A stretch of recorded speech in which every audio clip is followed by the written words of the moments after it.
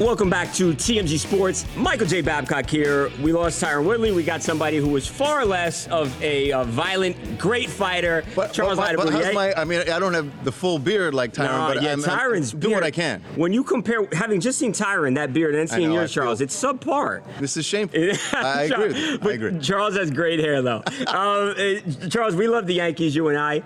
I do. I am a huge Yankees fan. Charles, that's why I wanted to come in, and I had to talk to you about this incredible video of Brian Cashman being pulled out of his car at gunpoint. Babcock, once upon a time, you were a Yankees fan. Right. Charles now accused me of being a Red Sox fan. Right. Contrary to that belief, he is wrong. Like you said, I can't even properly explain this video. You just have to watch this. But it's Yankees general manager Brian Cashman with a whole bunch of cops pointing their guns at him. Watch this. Walk backwards towards us, please.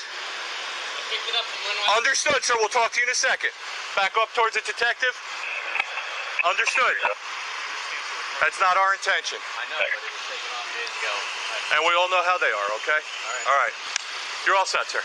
Thank you. I'm going to take the Norwalk PD for processing now. I picked it up from the PD 2 days ago. Okay. Do you have your ID with you? It's in my All right, let's go grab it. You look very familiar to me. GM of the New York Yankees. Yeah, I know. I used to see you at Brook Street Bagels when I was an Eastchester cop. Apologize for the embarrassment. I sent a call about a guy with a gun from the doctor's office driving a white Jeep, and then I ran your plate and it came back stolen, so that's why all this. Okay. Yeah, no worries. Yeah, I didn't want to say it's Brian Cashman over the radio. So. I hear you. You're right.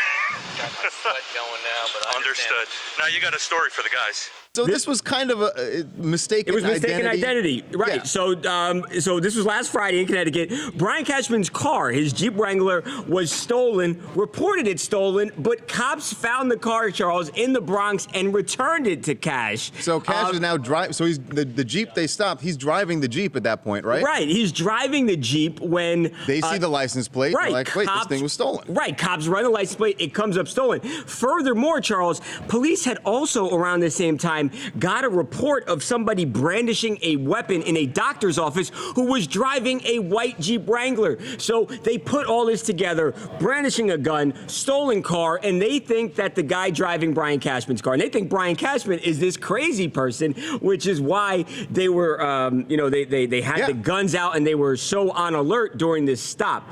And it turned out to be the Yankees GM, who was one of the most famous people in baseball. I gotta say this, you got to applaud the officers here. Did exactly based on the information they had to be pulled over. Should have been at gunpoint because they thought this was someone who'd been brandishing a gun.